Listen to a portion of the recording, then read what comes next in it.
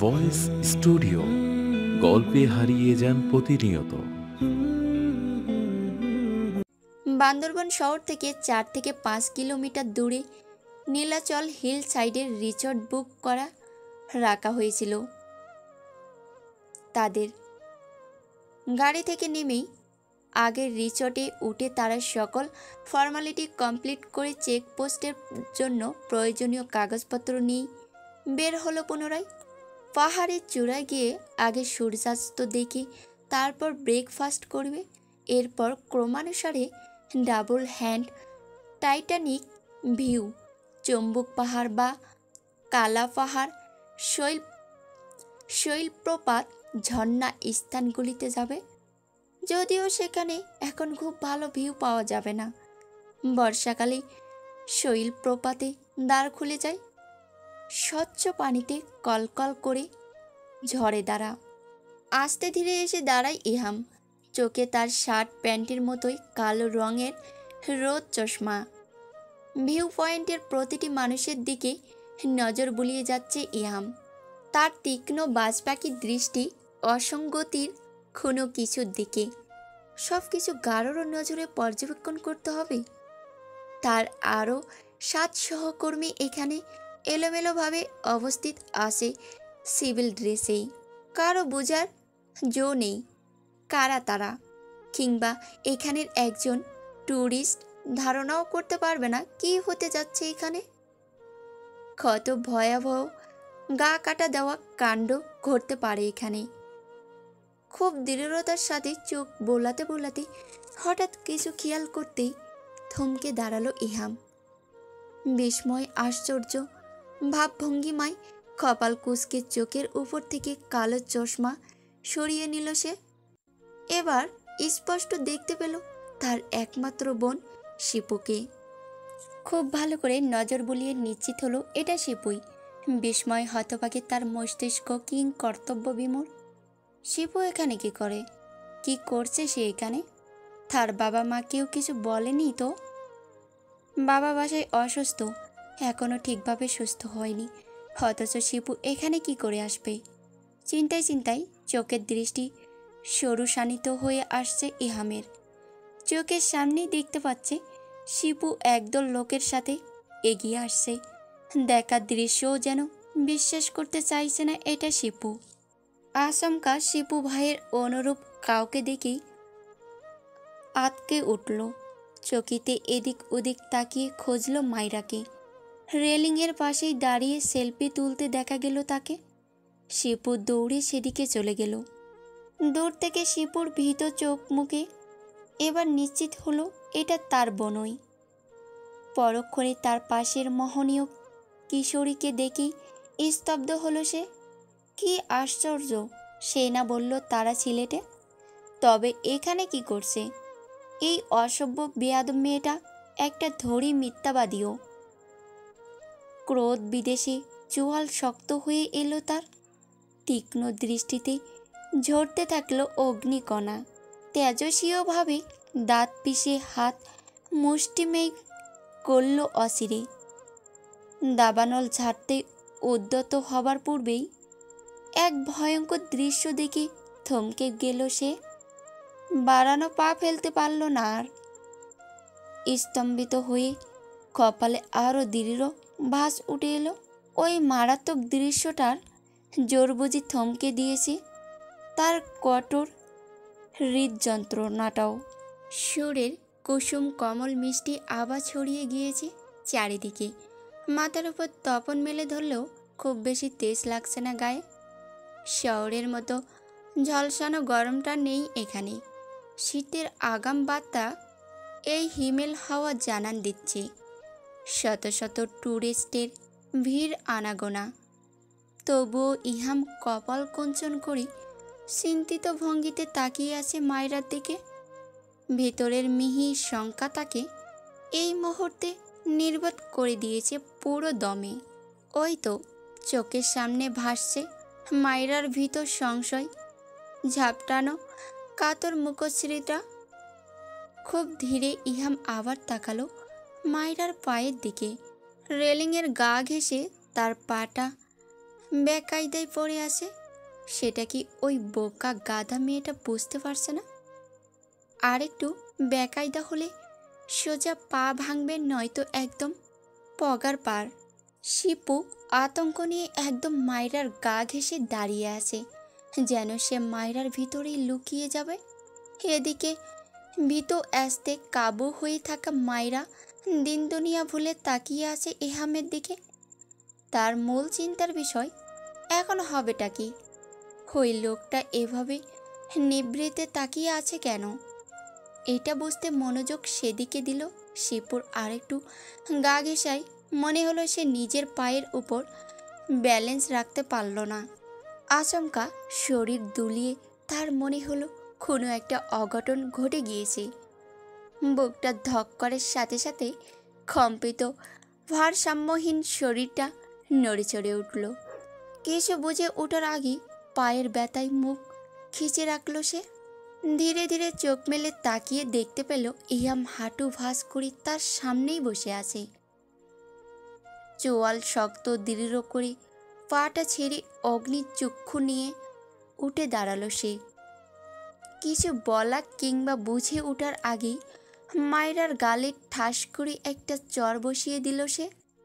অনাকাঙ্ক্ষিত এক চরে ভীষণ লজ্জা বিচলতায় মায়রা আর মাথা তুলে তাকালো না। ইহাম তখনও ক্রোধে জ্বলতে থাকা দুটি চোখ নিয়ে তাকিয়ে আছে মায়রার দিকে। এখনই যদি ছুটে এসে পাটা না সামলাতো, তাহলে কোনো ভয়াবহ কাজটা হতো এ নিয়ে মেয়েটার কোনো ধারণা আছে? উপস্থিত অনেক মানুষ উৎসুক দৃষ্টিতে তার দিকে তাকিয়ে থাকলেও কেউ কেউ সেদিকে পাত্তাও দিল না। পাশেই তুহিন দাঁড়িয়েছিল। শিপু ভয়ে তার পিছনে লুকিয়ে আছে। তুহিনের বাকি বন্ধুগুলিও নির্বাক উৎসুক নজরে তাকিয়ে রয়েছে তাদের দিক। কিন্তু তুহিন কেমন যেন ফুঁসে উঠল। বিষয়টা তার একটুও ভালো লাগলো না। এতগুলি মানুষের সামনে বোনের গায়ে হাত তোলাটা একদমই মেনে নিতে পারছে না সে। চাপা ক্ষোভ নিয়ে সে কিছু বলতে যাবে, তার আগে ইয়াম হাত বাড়িয়ে তাকে থামতে ইশারা দিল। বিক্ষুব্ধ স্বরে হিসিস করে ইহাম জানালো, আর একটাও কথা বলবে না তুমি তুহিন, একদম চুপ। এত ম্যাচিউর হয়ে কি করে আমার নির্বোধের মতো কাজ করতে গেলে তুমি? বাড়ির সবাইকে মিথ্যা বলে কেন ওকেও নিয়ে আসতে গেলে তুমি? তোমার কোনো ধারণা আছে এই মুহূর্তে জায়গাটা কত বিপজ্জনক? আর শেফু, তুই এখানে কি করছিস হারামের বাচ্চা? তোকে এখানে পুঁতে ফেলবো আমি। ইহাম তেড়ে আসতেই শিপু একেবারে নিজেকে আড়াল করে নিল। ভাইয়ের সামনে ঠেলে দিল তুহিনকে। তুহিন নীরবে ফসলেও খেয়াল দিয়ে তাকালো ইহামের দিকে। তাকে কেমন উদ্ভ্রান্তের মতো দেখাচ্ছে। ব্যগ্র বিচলিত ভাব ছেলেটাকে অস্থির ব্যাকুল করে তুলছিল। সব কিছু কেমন ছন্ন ছাড়া লাগছে। সাজানো পরিকল্পনাটা বিগড়ে গিয়ে মেজাজ চটিয়ে দিচ্ছে তার। শখ ছন্দপতনের ক্ষোভটা তার মুখ হিংস্রভাবে ফুটে উঠেছে। সে আবার পা বাড়ালো মায়রার দিকে। মেয়েটা এখনো মাথা তুলে তাকায়নি পর্যন্ত। নীরবে অশ্রু বিসর্জন দিচ্ছে দেখি সেটাও বুঝি তার মনোপুত হলো না। বিদেশে তার বাহু চেপে চিবিয়ে বলল, এই মেয়ে, বাসের সবাইকে মিথ্যে বলে কেন এখানে আসলে? নীরব না থেকে অ্যান্সার দাও টামেট। এহাম মায়রার বাহু শক্ত হাতে খামচে রেখে ঝাঁকিয়ে উঠল তাকে। মেয়েটা একদম নির্লিপ্ত নিস্তেজ ভাবে তখনও মাথা নুয়ে রেখেছে। ভুলক্রমেও একটিবার নতমস্তক উপরে তুলে তাকায়নি তার দিকে। তার লম্বা উন্মুক্ত চুল দিয়ে মুখের একপাশ একেবারে ঢেকে আছে। চোখের কর্নিশ বেয়ে পড়া শুভ্র কোনা এক পলক দেখে ছেড়ে দিল মায়রার বাহু। খামচে রাখা হাতটা আস্তে আস্তে ঢিলে করে দূরে সরে এলো। এক পাশে গিয়ে চোখ বন্ধ করে কয়েক সেকেন্ড নীরবেই ভাবল কিছু। এখনই এদের সবাইকে এখান থেকে পাঠিয়ে দিতে হবে। ইমিডিয়েটলি ওদের এই জায়গা থেকে দূরে সরাতে হবে। তাহলে সব কিছু পরিকল্পনা মাফিক করতে হবে, বেশি ঝামেলা পোয়াতে হবে না। ইহাম মায়রার দিকে তাকালো। ওর করুণ মুখটা দেখে আচমকা হু হু করে উঠল হৃদয়টা। কোথাও যেন উৎপীড়ন অনুভব করল না খানিক। তবুও নিজেকে সামলে ফোঁস করে দম নিল। ক্ষীণ গলায় কিছু বলতে যাবে তার আগেই হট্টগোল লেগে গেল বুঝি। সবার বিশৃঙ্খল কোলাহলে চমকে ইয়াম ঘাড় বাঁকিয়ে তাকালো সেদিকে। একটা লোক 4 বছরের একটা বাচ্চাকে রেলিংয়ের উপরে উঠিয়ে রেখেছে, গলায় ছুরি ঠেকানো। আস্তে ধীরে পিস্তল ছুরি দিয়ে 10-12 জনকে কাবু করে নিল দুর্বৃত্তের 9 জন লোক। অতর্কিত হামলায় কিছুটা অপ্রস্তুত হয়ে গিয়েছে ইহাম নিজেও। আচমকা সে চোখের পলকেই প্যান্ট থেকে নিজের পিস্তলটা তাক করল রেলিংয়ের উপর বাচ্চাটার গলায় ছুরি ধরা লোকটার দিকে। মুহূর্তেই হাউকাউ ছুটোছুটি শুরু হতেই সন্ত্রাসবাদী একজন রুক্ষ তিরিক্ষি গলায় চেঁচিয়ে উঠল। সবার মাঝে আতঙ্ক ছেয়ে গিয়েছে, শুধু কান্নাকাটি আর চাপা আর্তনাদের সুর খালি। ইহামের ইশারা দেওয়াতে তার বাকি 2 সঙ্গীও নিজেদের রিভলভার তাক করেছে ধ্বংসকদের দিকে। ইহাম শান্ত স্বরে বলল, আপনারা কেউ ঘাবড়াবেন না, আমরা প্রশাসনের লোক। আপনারা প্লিজ একটু নীরব থাকুন, কোঅপারেট করুন আমাদের সাথে। তুই আমাদের বাল ছিঁড়তে পারবি, আমাদের ওস্তাদের কথা পরে।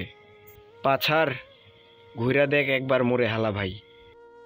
ইহাম সতর্কতার সাথে পিছন ঘুরল। চোখের সামনের করুণ দৃশ্যটা একদম তাকে বিহ্বল করে দিতে সক্ষম হলো। মাইরার ভয়াত্ম শঙ্কিত চোখ মুখটা সরাসরি তার বুকে বিধল তীক্ষ্ণ বাণের মতো। হৃৎপিণ্ড কামড়ে উঠল তার। নামমাত্র এক সম্পর্কের জোরে ওই মেয়েটার জন্যে তার ভিতরটা এত চিনচিন করছে। কেন ওরা এখানে আসতে গেল? তার সব পরিকল্পনা ছিন্ন বিচ্ছিন্ন করে তাকে এমন অসহায় পরিস্থিতিতে কেন ফেলল মাইরা?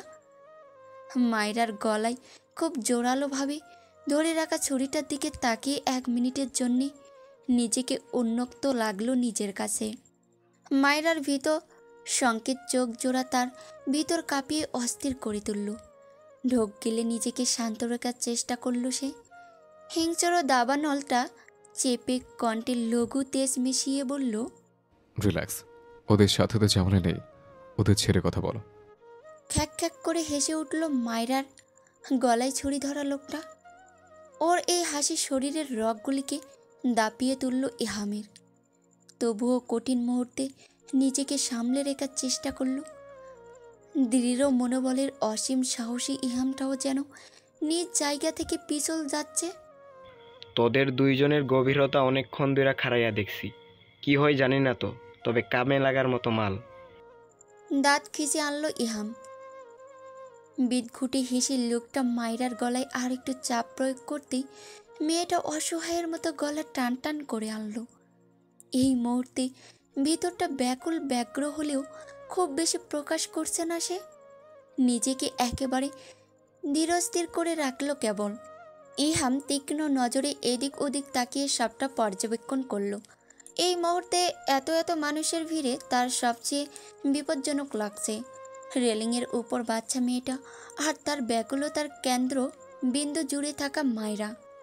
নিজেকে একটু ধাতস্থ করল সে।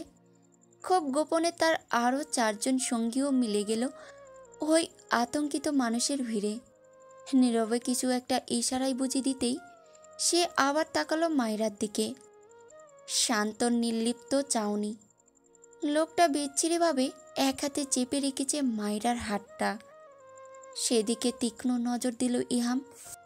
একটু আগে নিজেও যে স্বেচ্ছায় খামচে ধরেছিল তার দিকে কোনো খেয়াল নেই, অথচ এখন রাগে ফুঁসছে, টকবক করছে ভিতরটা। তুহিনের দিকে তাকিয়ে খেয়াল করলো বনের জানের শঙ্কায় নিজের প্রতি কোনো ভয়ডর দেখাচ্ছে না সে। তাকে নীরবে তার বন্ধুরা বুঝি আটকে রেখেছে ওখানে যেতে। দৃষ্টি ঘোরাতে ইহাম কাশল। তুহিন তার দিকে তাকাতেই সংগোপনে কিছু ইশারা করল সে। কে জানে ছেলেটা তার ইশারার সঠিক মানেটা বুঝল কি না। যদি একটুও কোনো কিছু হেরফের হয় তবে মায়েরা জীবন সংকটে, ভয়াবহ বিপত্তির মুখে। খুব চতুরতার সাথে তুহিন এক চুল করেই বুঝি পাশ কাটিয়ে গেল। রেলিংয়ের কোণে ঘেঁষে দাঁড়ালো। ভয়ে গলা শুকিয়ে আসছে তার, হাত পা কাঁপছে, নিজের প্রতি ভরসাও পাচ্ছে না। শুকনো ঢোক গিলে সে ইহামের দিকে তাকালো। সে কথার দ্বারা ব্যস্ত রাখছে লোকটাকে, সেই ফাঁকে চোখের আভাসে বুঝিয়ে দিল আস্থাটা। শুকনো ঢোক গিলে তুহিন ফোঁস করে দম ছাড়ল। ইহাম আবারও ঘাড় বাঁকিয়ে তাকালো পেছন দিকে। যে লোকটা বাচ্চাটাকে রেলিংয়ের উপর দাঁড় করিয়ে রেখেছে তার উপর। ঠিকঠাক লক্ষ্যটা ধরিয়ে দিতেই লেগে গেল তুমুল ভয়াবহ কাণ্ড। তুহিন যেমন মায়রার গলায় ছুরি ধরার লোকটার হাত চেপে ধস্তাধস্তি শুরু করেছে, ঠিক তেমন করেই রেলিংয়ের উপর দাঁড় করিয়ে রাখা বাচ্চাটাকে একদম ঝড়ের বেগে ইহামের এক সৈনিক বাঘের থাবার মতো টেনে এনেছে নিচে। দুটি কাজ একেবারেই একই সঙ্গে তড়িৎ বেগে করা হয়েছে। আকস্মিক কাণ্ডটায় সবাই হকচকিয়ে গিয়েছে। ইহামের গাইডে থাকা মোট 11 জন সৈনিক এখানে উপস্থিত। অতর্কিত ঘটনাটা সামাল দিতে খুব একটা ঝামেলা তাদের পোয়াতে হয়নি। একসঙ্গে সবার আক্রমণের ফলে মজিদ পাহাড়ির 9 জন লোক অনায়াসে কাবু হলো তাদের কাছে। তখনই এগিয়ে আসা একদল সেনাবাহিনীর কাছে তাদের হ্যান্ড ওভার করা হলো। আজ যে এখানে কিছু একটা হবে তারা আগে থেকেই জেনে বুঝে প্রস্তুতি নিয়ে এসেছিল। মজিদ পাহাড়ির লোকেরা ভুল ক্রমেও আগে থেকে টের পায়নি কিছু, নয়তো খেলাটা বেদিকে ঘুরতে কিংবা তাদের প্রস্তুতি নিয়ে আসায় মন্নিতে এক চুল এদিক ওদিক হতো না। মায়রার গলায় ছুরি ধরা শ্যামলা বর্ণের লোকটার বয়স বোধহয় 34-এর উপরে। সে ক্ষোভান্বিত গলায় বলল, তোরে উস্তাদ দেখা লইব। ইহাম শুনল সেটা, মুচকি হেসে এক পা বাড়িয়ে বলল, তোর ওস্তাদ আমার বাল ছিঁড়বে, শ্যাম্পু লাগিয়ে যত্ন করে রাখবো, বলিস তারে। প্রচণ্ড ক্ষোভে ফেটে পড়ছিল লোকটা। সেদিকে ইহাম আর দ্বিতীয়বার তাকালই না। ঘাড় ঘুরিয়ে দেখল মায়রার দিকে। শিপু আর তুহিন তাকে উভয় জানাচ্ছে। ইহাম শান্ত পায়ে এগিয়ে গেল সেদিকে। একেবারে মায়রার সামনে দাঁড়ালো সে। মায়রা এবার বিস্মিত বিমূর নয়নে দেখল ওই ধারালো তলোয়ারের মতো মুখখানা। দৃষ্টিতে দৃষ্টি মিললে কেমন অস্বস্তি হলো তার। তবুও পারল না নিজের ব্যয়হা নজরটাকে সংযত করতে। কেমন কাট কাট গলায় জিজ্ঞেস করলো, অলরাইট। মায়েরা জবাব দিতে পারল না। কেবল মানুষটার দিকে ছুড়ে দিয়েছে তার নির্লিপ্ত চাউনি। ভাইকে দেখা মাত্র শিপু একটু চেপে দাঁড়ালো তুহিনের থেকে খানিক দূরত্ব রেখে। তুহিন সেটা পরখ করে তাকালো ইহামের দিকে। তখনকার ওই রাগের সবটা বুঝল তুহিন। ফলশ্রুতিতে ভিতরের বিদেশ শিথিল হলো তার। কারো কাছে বানিয়ে আছে, থাকলে ওকে দাও। ইহাম কথা শেষ করেই ডিউটিরত একজন সেনাবাহিনীকে একটু দূরে নিয়ে কিছু বলল। এমন ভয়াবহ কাণ্ডে এমনিতেই মানুষের ভিড় কমে গিয়েছিল। এরপর আস্তে আস্তে সকলকে জায়গা খালি করতে বলা হলো। একে একে সবাই চলে গেলে ইহাম পা বাড়ালো মায়রাদের দিকে। তীক্ষ্ণ দৃষ্টি ছুঁড়ে মায়রাকে দেখল এক পলক। ভেতরটা হঠাৎই এত শীতল বাতায়নে পূরণ হলো কেন? পরক্ষণে সামলে বলল, যেভাবে এখানে এসছো ঠিক সেভাবেই আজ বান্দরবন থেকে ঢাকায় ফিরবে সকালে, নয়তো বান্দরবনের বান্দর দিয়ে তোমাদের চুল ছিঁড়াবো। ইহামের কথায় সবার মাথায় ভাঁজ ভেঙে পড়ল।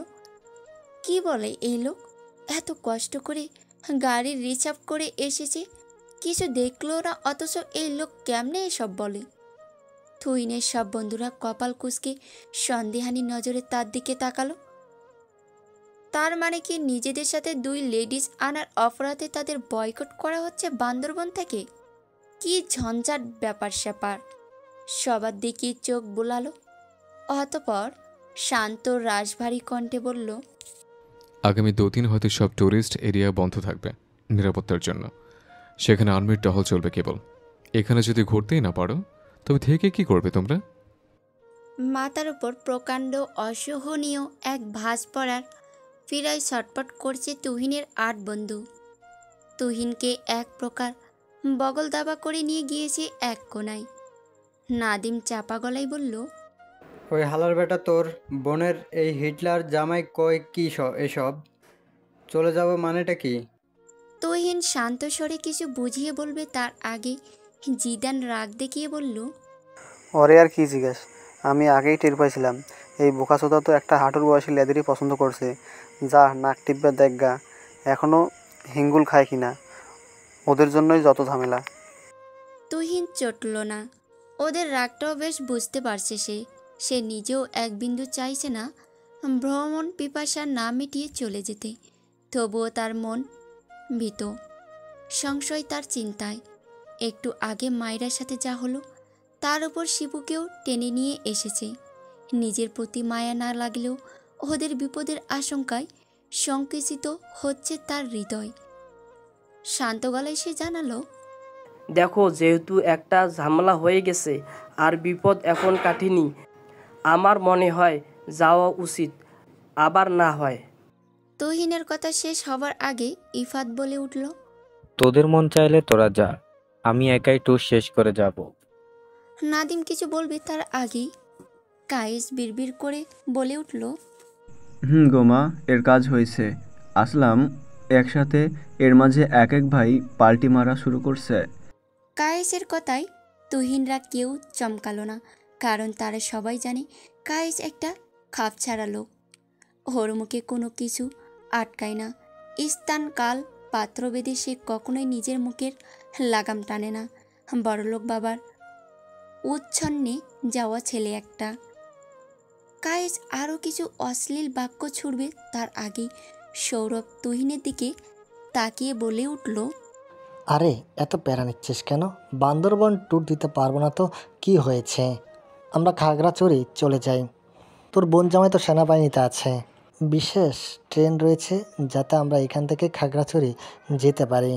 তবে সর্বসাধারণের জন্য এটা প্রযোজ্য নয়। ওনাকে বলে দেখ যাতে আমাদের জন্য একটু সুপারিশ করে, যাতে এখান থেকে যেতে পারি। নলে ভাই আগে চট্টগ্রাম যেতে হবে, আবার খাগড়াছড়ি। দেখবা যেতে যদি ক্লান্ত হয়ে যায় তাহলে তো গুরুর দেখার আগেই বিছানায় চিটপাটান হতে হবে।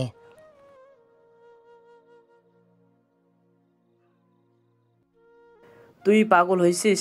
এমন সময় সেনাবাহিনীর টেগল দিয়ে আমাদের যেতে দিবে কিভাবে ভাবছিস? এটা আমি বলতে পারবো না। আমার কাছে এই মুহূর্তে ফিরে যাওয়া সেই মনে হচ্ছে। তুহিনদের 9 বন্ধুর সবচেয়ে শান্তশিষ্ট ভদ্র ছেলে মিজান বলে উঠল,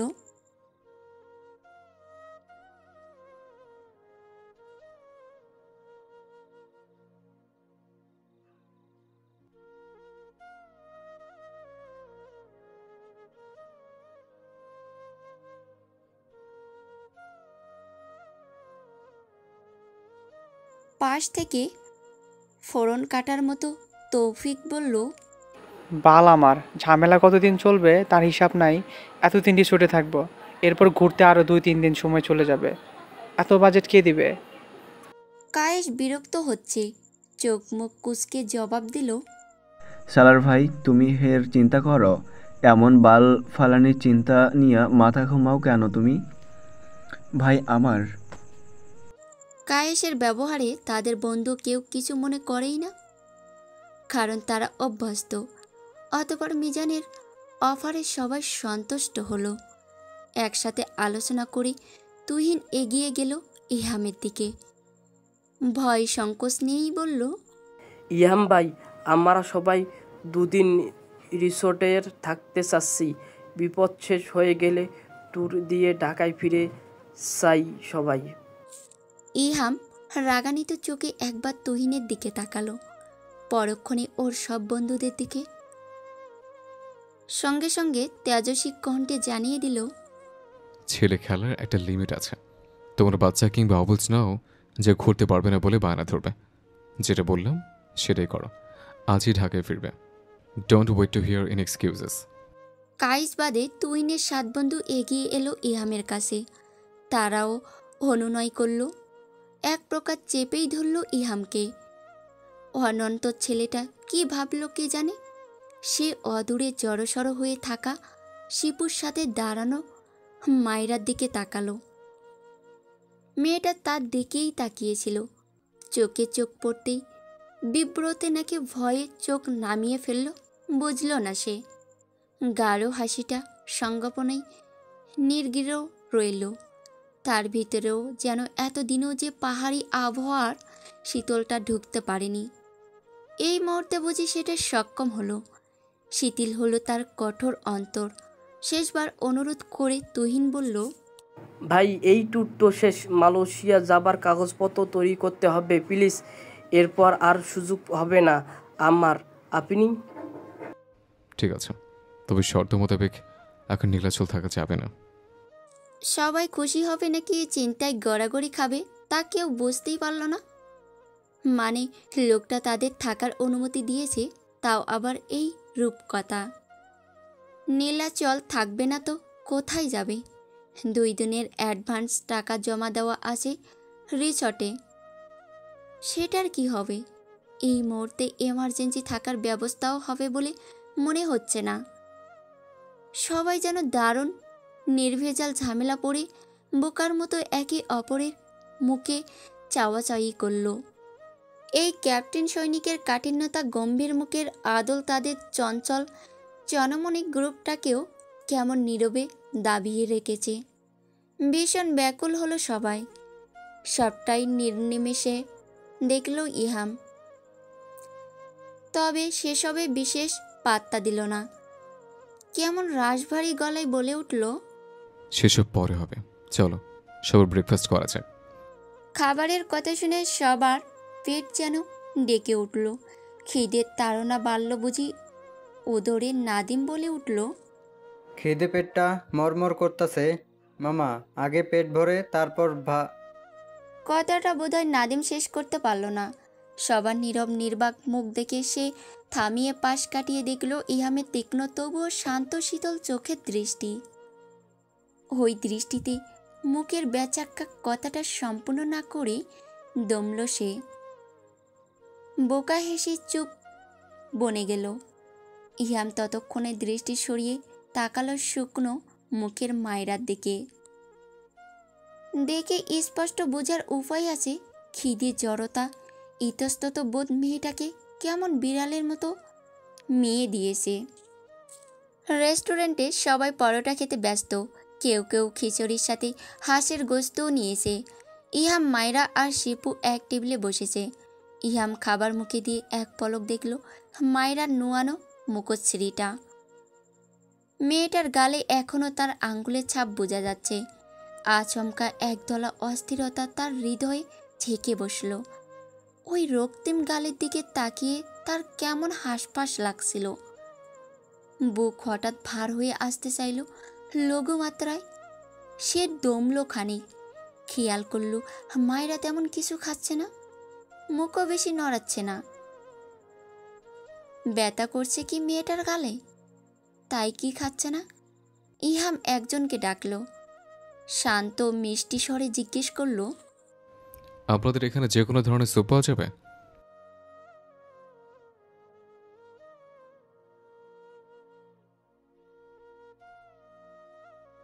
ইহাম তাকালো মায়রার দিকে, জিজ্ঞেস করল, মায়েরা নর্মাল কোনো কিছু নেবে নাকি স্পাইসি?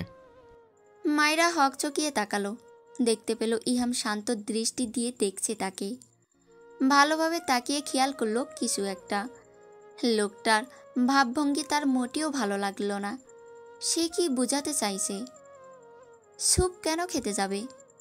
মানুষটা কি কোনোভাবে তাকে এটা বোঝাতে চাইছে যে তার জ্বরের কারণে সে খেতে পারছে না, চিবুতে খুব কষ্ট হবে, তাই এত খিদের মাঝেও ওই একটু মাশরুম চিকেন মেশানো পানি খাবে?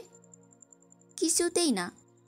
মায়েরা চেঁচিয়ে এই কথা বলতে মন চাইছে, তবুও সে সেটা বলল না। দমলো একটু। এমনটা করলে ওই বড় নির্দয় ক্যাপ্টেনটা তাকে বেয়াদব অসভ্য তকমা ছুটতে 1 সেকেন্ড সময় ব্যয় করবে না? এত লোকের সামনে কি করে বসে, তাও একটা চিন্তার বিষয়। মায়েরা নিজেকে শক্ত করলো, তারপর কাঠ গলাতেই জোর নিয়ে বলল,